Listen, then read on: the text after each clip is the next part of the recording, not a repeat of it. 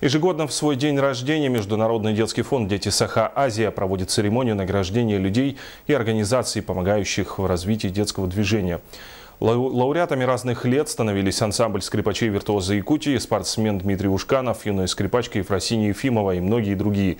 Продолжит Нургаяна Егорова. В этом году региональный конкурс лауреатов фонда «Дети Саха-Азия» проводится в 16-й раз. Жюри было сложно выбрать из 62 претендентов победителей в 6 номинациях. Все конкурсанты заслуживали высокой оценки. Премия «Путеводная звезда» досталась Якутскому медицинскому колледжу. А в номинации «Со спортом по жизни» победила чемпионка мира по стоклеточным и русским шашкам Ангелина Скрябина. Очень люблю заниматься шашками и была во многих соревнованиях.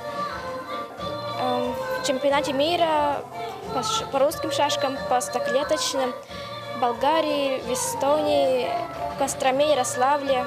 Лучшим предпринимателем в номинации «Золотое сердце» становится Николай Мурзин за помощь в проведении спортивных мероприятий. А за лучшее освещение в СМИ, проблем социального сиротства, темы семьи, нравственного и духовного развития детей стала наша коллега Ирина Ганджа. Благодаря тому, что фонд дал мне такую возможность делать передачу о детях, которые ищут своих родителей и о родителях, которые этих детей находят.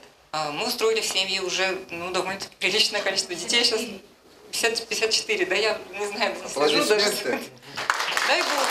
В номинации «Будем вместе» лауреатами стали сразу 2 приемные семьи, внесшие значительный вклад в воспитание детей. Это семья Павловых из Горного Улуса и Надежда Яковлева из Хангаласского Улуса. Она является матерью 5 детей, из которых 4 приемных.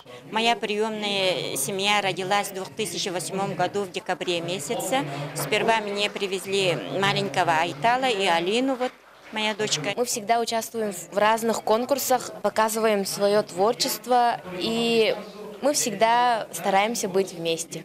В номинации «Красота спасет мир» в этом году премия присуждена детской художественной школе города Пензы. На такой мажорной ноте подведены итоги регионального конкурса. Ровно через год фонд «Дети Саха-Азия» назовет имена новых лауреатов.